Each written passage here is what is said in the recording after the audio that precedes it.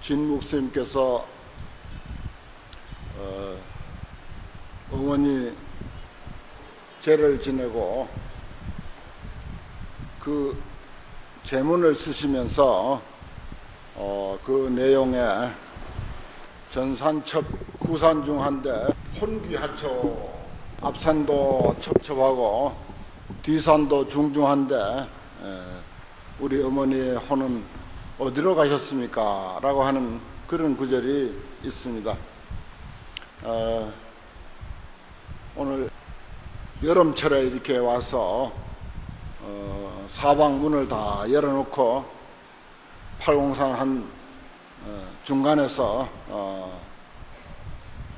앞을 바라봐도 산이요 뒤를 바라봐도 산인 이러한 환경에 처하니까 그러한 생각이 문득 납니다.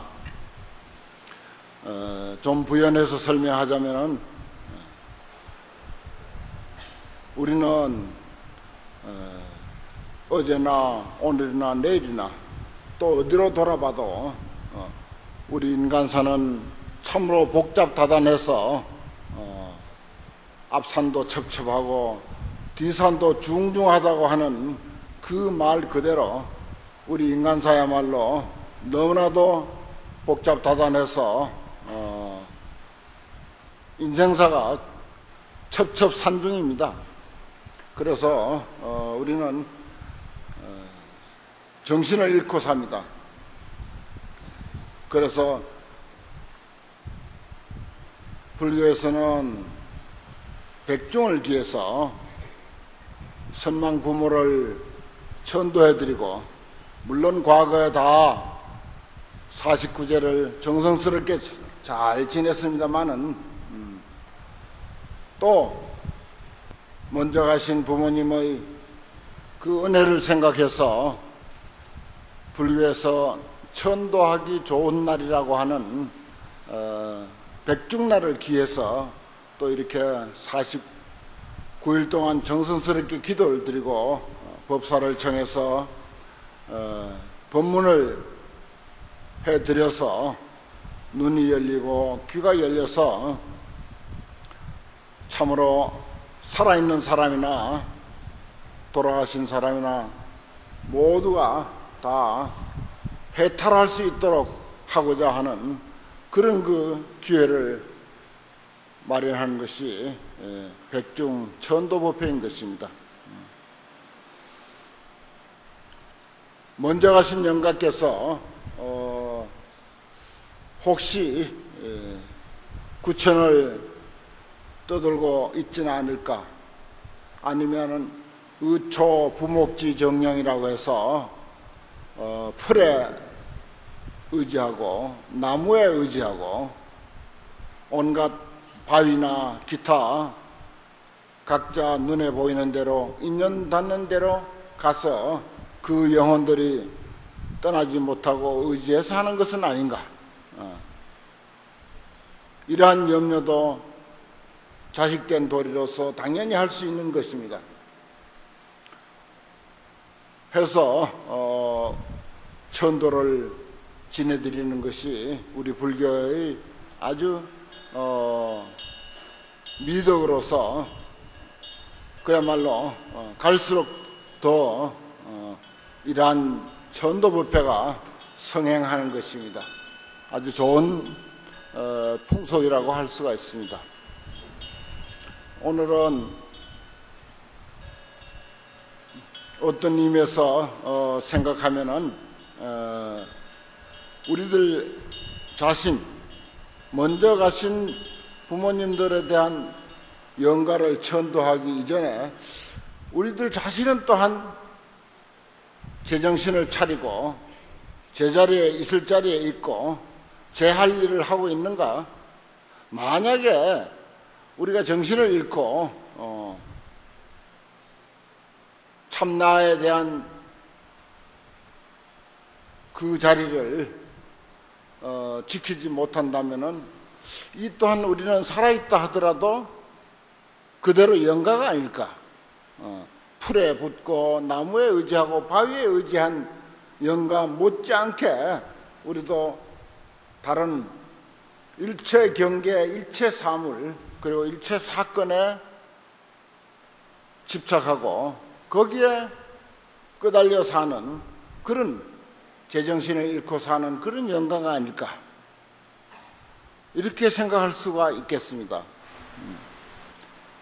그래서 선망 부모를 천도해서 좋은 데로 보내는 일도 중요하지만은 따라서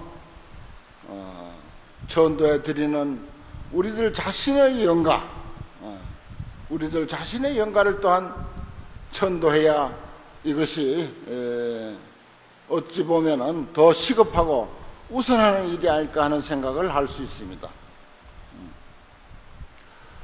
돌아가신 분들이 제 갈 길을 못 가고 풀에 붙고 나무에 의지하고 바위에 의지하고 구천을 떠돌고 하는 것이 문제가 아니라 지금 우리들 자신이 사실은 우리들의 참나를 잃어버리고 온갖 사사건건 시대의 변화에 따라서 또 여기저기 끄달릴 문제들, 그 많고 많은 문제들에 따라서 정신을 잃고 거기에 마음을 팔고 산다면은 그 또한 우리는 살아있는 영가라고 해도 틀림없는 일이 아닐까.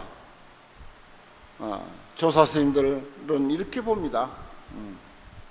그래서 임재 스님께서 말씀하시기를 수처작조하라.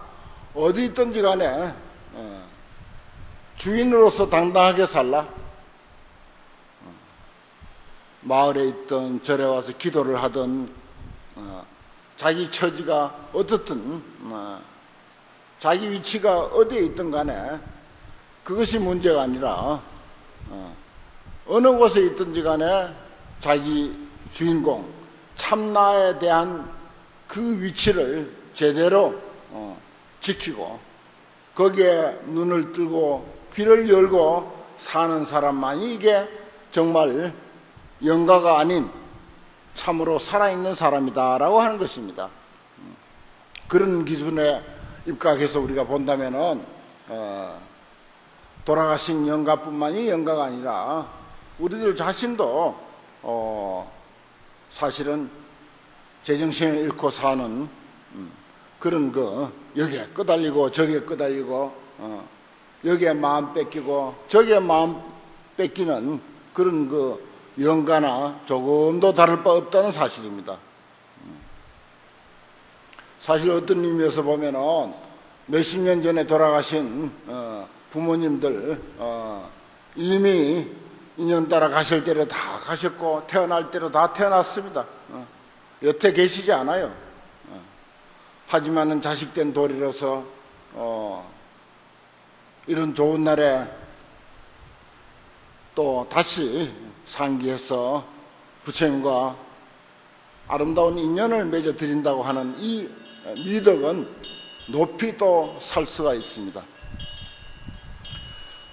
살아있는 영가든 돌아가신 영가든 간에 우리가 영가를 천도하는 데 있어서 이것은 해탈의 길입니다.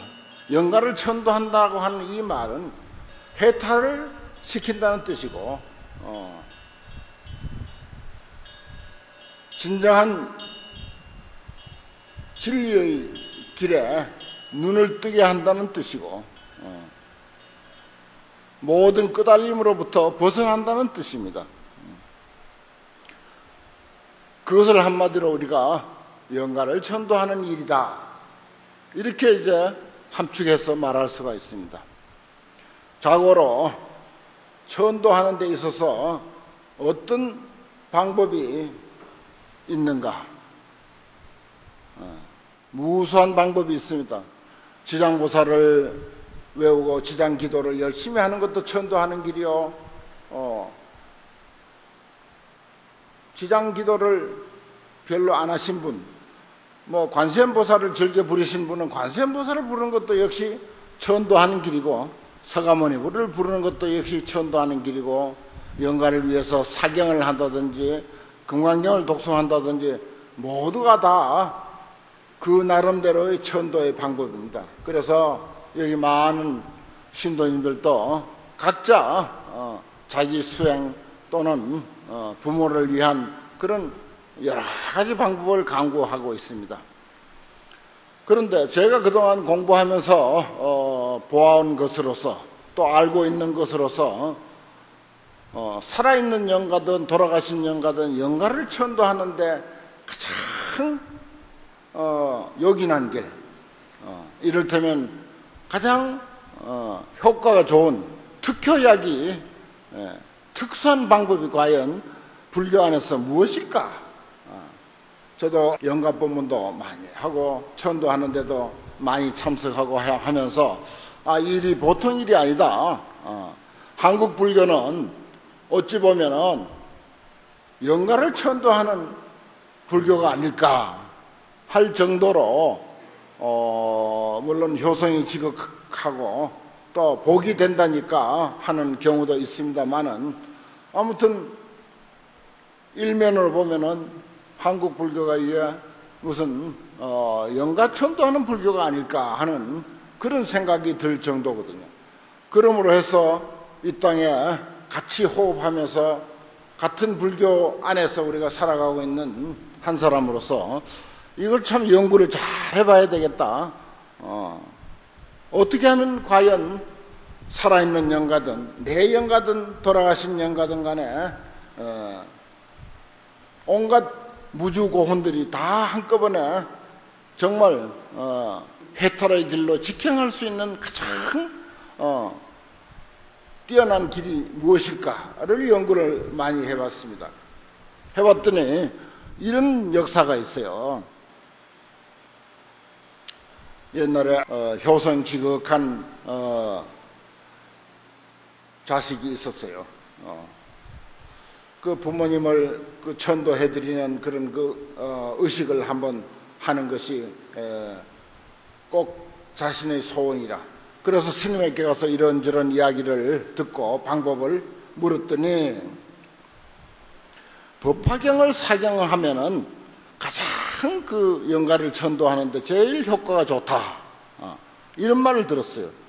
근데 정작 당신이 글을 몰라. 옛날 사람이다 보니까 글을 몰라. 글을 모르니 쓸 줄 몰라. 어떻게 법화경을 내가 사경할 수 있단 말인가. 그래서 연구한 끝에 경을 대신 써주는 사람이 있어.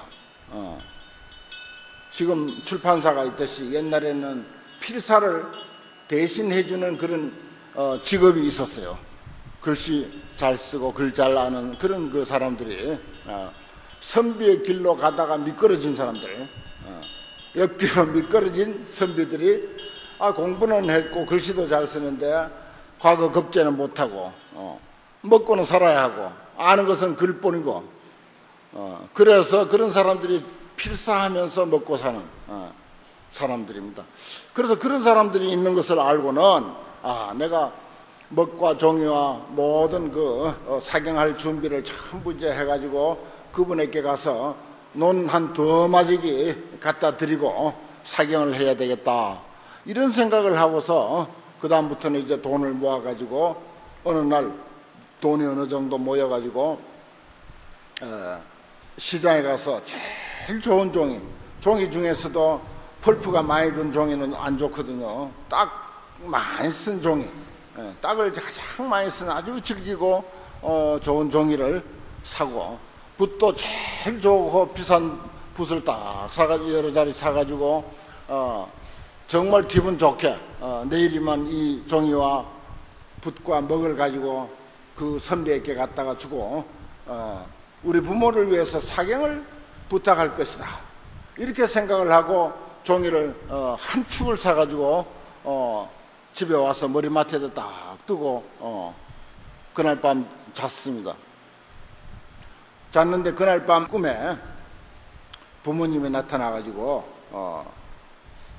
네가 우리를 위해서 법화경을 사경하려고 그 정제를 모아서 그 참 고급 한지를 정성스럽게 사가지고 지금 머리맡에다 두고 그렇게 잠들어 있는데 법화경 사경하기 위해서 이렇게 종이를 사다 놨다니, 붓과 먹을 사다 놨다니, 그 공덕으로 나는 오늘 바로 아주 좋은 가문에 태어나게 됐다. 아주 좋은 가문에 태어나게 됐다. 그래서 이미 나는 천도되었다.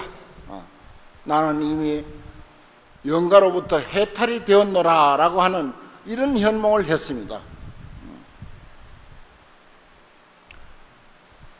법화경은 이와 같이 영험이 있는 경전입니다. 법화경을 사경하기 위해서 종이를 사다 놓기만 해도 부모님이 천도되었다고 하는 그런 역사가 있습니다. 그러니 그 자식은 얼마나 기분이 좋겠습니까? 천도되었으니까 이제 뭐 논밭전지 안 갖다 주고 사경 안 해도 되겠네요. 그럴 수는 없는 거죠.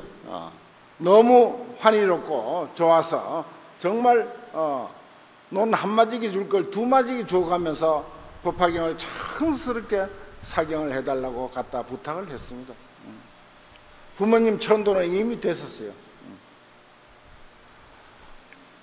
법화경 영업록에 보면은 법화경보다도 10배나 더 많은 내용이 법화경 영험을 이야기하고 있습니다. 스님들이 공부하는 그 강원에서 공부하는 치문이라고 하는 책이 있는데 거기에 보면은 이거는 이제 스님들만 공부하는 내용이라서 일반인들은 잘 알기 어렵습니다. 거기 보면은 어떤 스님이 법화경을 열심히 이제 밖에 나가서 읽었어요. 이런 참 팔공상과 같은 이런 아주 명산 어느 토굴에 바위에 나가가지고 방은 깝깝하고 하니까 바위에 나가가지고 늘 법화경을 읽었는데 꿩이 와서 그 법화경을 늘 듣더랍니다. 그런데 법화경을 뭐 알아듣겠어요? 사람도 잘 못 알아듣는 법화경을 꿩이 어떻게 알아듣겠어요? 그런데 그 스님은 법화경 내용을 잘 알고 마음적으로 소화를 하면서 읽기 때문에 그 정신은 전해지는 것입니다. 말은 꿩이 못 알아들어요. 하지만은 그 스님이 읽으면서 마음속에 법화경의 내용을 새기는 그러한 그 마음은 꿩에게 전달이 된다는 거예요.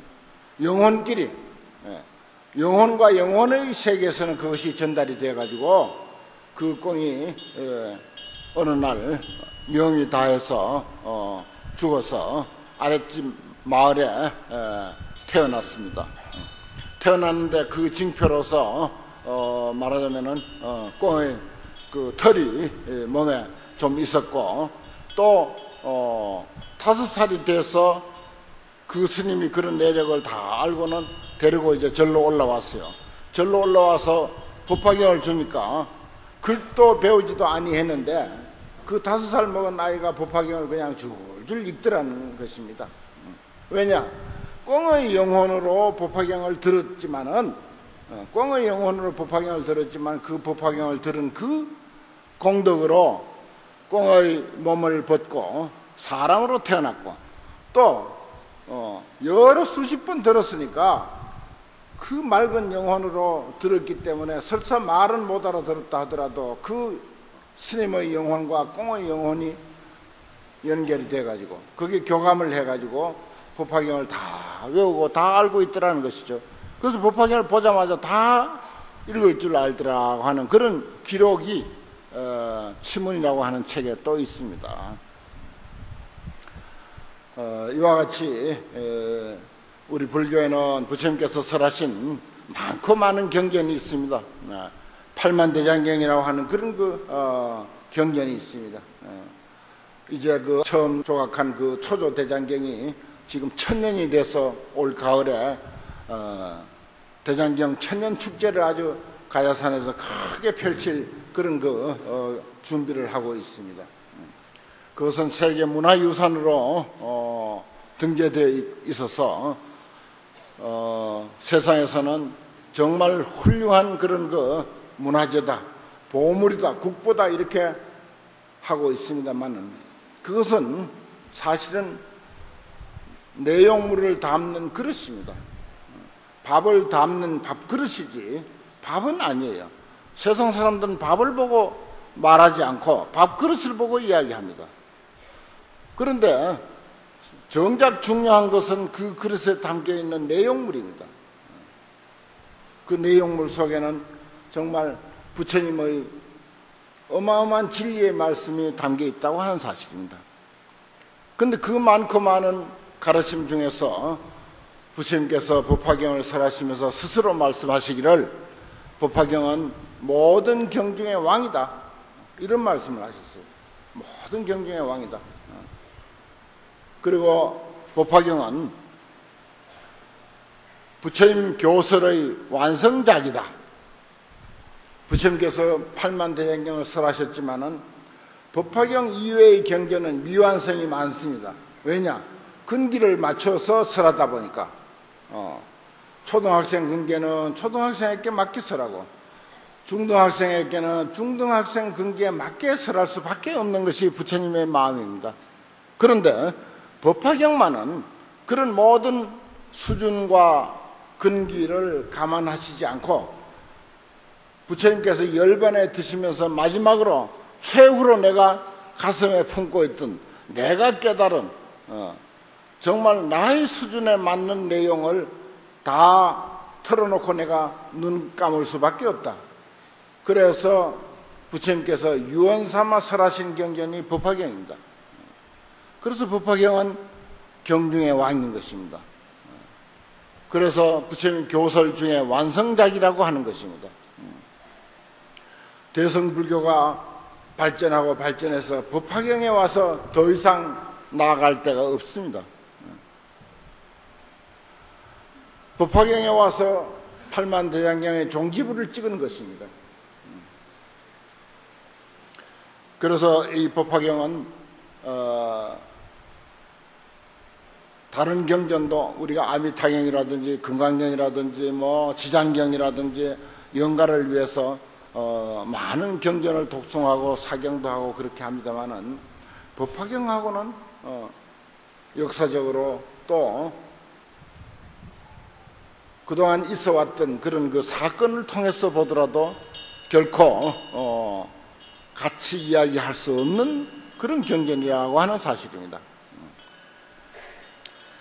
경문을 소개해서 드리면은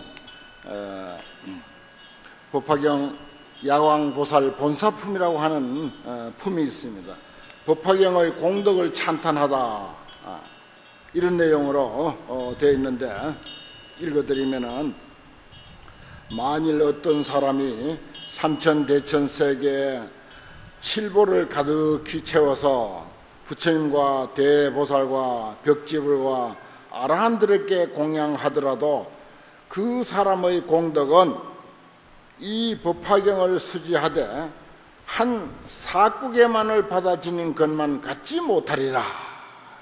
그렇습니다. 어떤 사람이 이 지구상에 금은 보화를 가득히 채워가지고 부처님에게 공양 올리고 큰 보살들, 관세음보살, 지장보살, 문수보살, 보현보살 이런 사람들에게 공양 올리고 그리고 벽지불과 아란들에게 공양한다 하더라도 그 사람의 공덕은 이 법화경을 수지하는 공덕만 갖지 못하리라. 법화경을 받아 지내는 그 복덕이 가장 많으리라 라고 하시면서 비유로서 이렇게 말씀하고 계십니다. 수왕화 보살이여 마치 모든 시내와 개천과 강들의 모든 물 가운데 바다가 제일이듯이 이 법화경도 그와 같아서 모든 열애가 말씀하신 경 가운데 가장 깊고 크니라 그랬습니다.